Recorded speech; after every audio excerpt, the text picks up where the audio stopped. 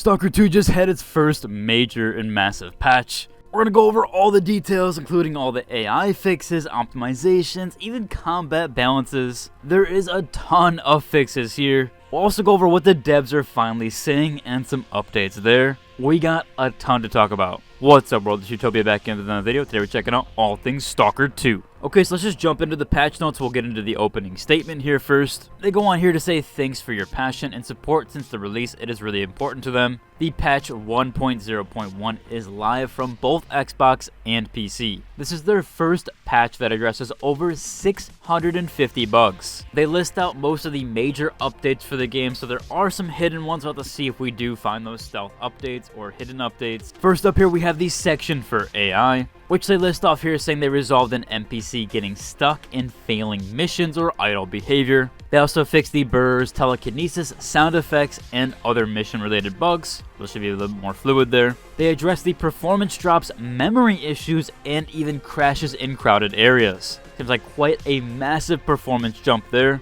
Now, I wish I was able to test this performance update as of right now, but currently Xbox still has not seen the update, so it's only on Steam as of right now. Unfortunately, I'm not able to test the actual performance update or if there is any significant changes there. There was a ton of other fixes here, like NPCs not reaching their location to progress to the next mission, and just a bunch of other NPC fixes that couldn't be tracked correctly, even moving into A pose, or even how they would go into cover. They do say here that there's 20 different issues with AI that they did fix. They don't have them all listed though. Same here goes for optimization fixes. They fixed some stuff with invisible NPCs and mutants appearing in FOV while the player is scoping, which also includes some visual effects not being rendered. There's over 100 different crash fixes, including potential memory leaks and exception access violation issues, which is something I posted about in my previous video. I had a lot of crashes with that. There was also some audio and sound fixes, but that mostly pertained to combat music. Next up, we have the balance adjustments and combat section. First up here, weapon and armor repair cost has been decreased. They've significantly increased the cost of artifacts, but that's more revenue from selling. Mission rewards have been increased 2 to 3 times. Now, if you've already done the mission, I don't believe you're going to be reimbursed for that. Now, if you are playing on the rookie difficulty, armor and weapons have been buffed. Damage from mutants were also moderately decreased on the rookie difficulty, which also saw a 23% decrease to your player weapon. Armor durability also got a 12.5% increase. They added some new silencer attachments for the PTM. They fixed some sell prices with both the exoskins and upgrade weapons. And they even rebalanced the player speed debuff, which has been removed, and they increased the effect parameter.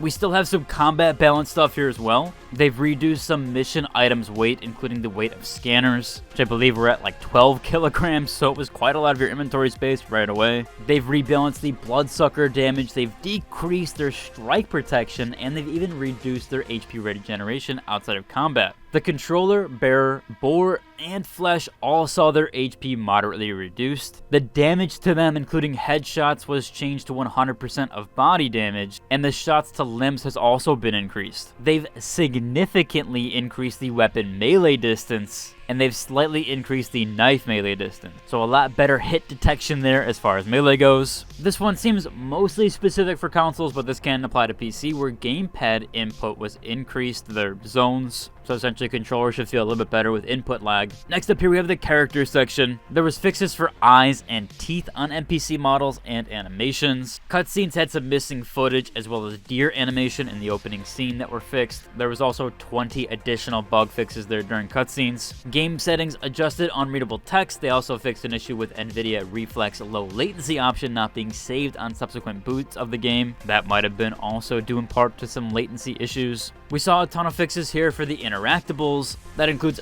physics issues with destructible and movable objects that fix prompts, as well as a missing inner door on the X11 laboratory elevator. There was a bunch of main and side story missions, although to avoid spoilers, I'm not going to cover this section as depth, mostly Essentially just letting you know they fixed a lot of progression blockers, they fixed multiple issues on certain missions, certain interactables with different missions also needed to be corrected, as well as mission markers for certain NPC locations. There was dialogue loop issues. There's a ton of fixes here. I'll include a link to the patch notes if you want to go through them yourself. There's also an additional 120 fixes on top of these with the mainline, side quests, and even encounter. We also saw some major fixes with open world. They fixed stretch or missing limbs on the humanoid corpses. There was even missing fast travel routes, including the concrete plant for Toadstool. They resolved some issues with loudspeakers, again that fast travel stuff, NPCs, various locations. They adjusted some hostile NPC behavior during the arena missions, which also includes some mission progression. There was additionally 50 other fixes there. We also have another cool section here for player guidance, gear, and weapons. Those some additional bug fixes with selling to traders for more money. There was also input blocking with some PDA and inventory issues, attachments when interacting with artifacts, certain flashlight behavior after saving and loading. They list this one again, but there's some mission markers that were resolved, compass markers overlapping, and even grenade type selection.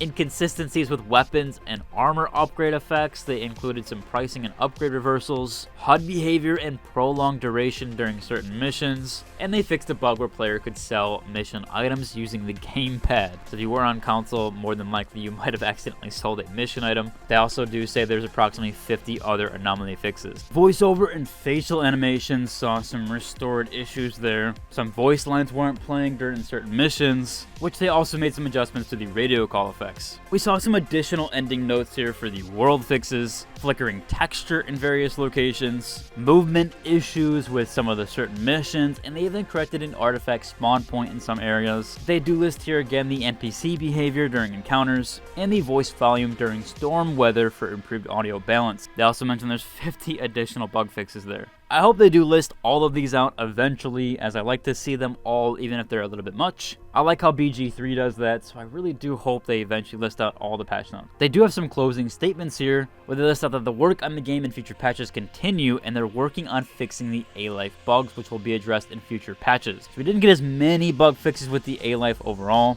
but they do ask for you to continue sharing the feedback and opinions on social media. Really do think it's going to be a while before we see any major changes to that system, as that's probably an entire rewrite of that. Now, if you have found any more bugs, especially with the newer update, I'm going to include a link down below to this Reddit post. That's going to include everything here where you can create a request for technical support issues and even their main page. They also have a knowledge base here, but anything you encounter you can include either in the thread or through these technical support threads. As some closing statements here as of recording this video, currently Stalker 2 on the Xbox side of things has not seen an update yet. From some of the other games I cover, Xbox does take quite some time. Usually they are the most delayed, even comparative to Sony, because they have a lot of checks with that. I'll try to put a pinned comment down below when there's eventually an update there. Of course, as always, if you enjoyed today's video, I'd like a like and subscribe, and until the next one, deuce!